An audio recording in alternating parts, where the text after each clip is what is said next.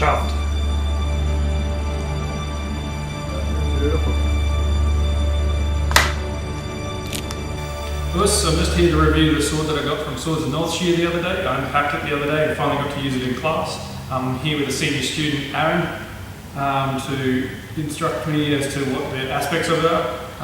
Aaron's been doing it for 17 years, I've only been doing it for about 2, so he'll know more about it than I will. If you could inspect it. So first impressions is it's very solid, feels nice and heavy. None of the fittings rattle, which is a very good point. You can hear that it doesn't move around inside the saya. Yeah, everything feels very sturdy. Has a nice connection here at the Fuji.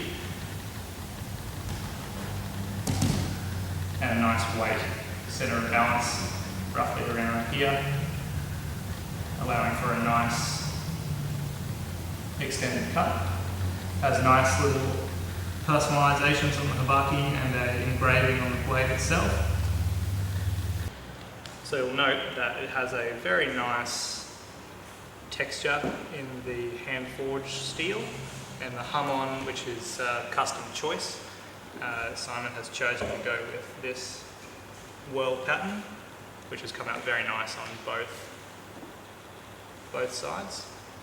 So for a completely customizable sword, it has quite a lot of nice quality shape and colour to it.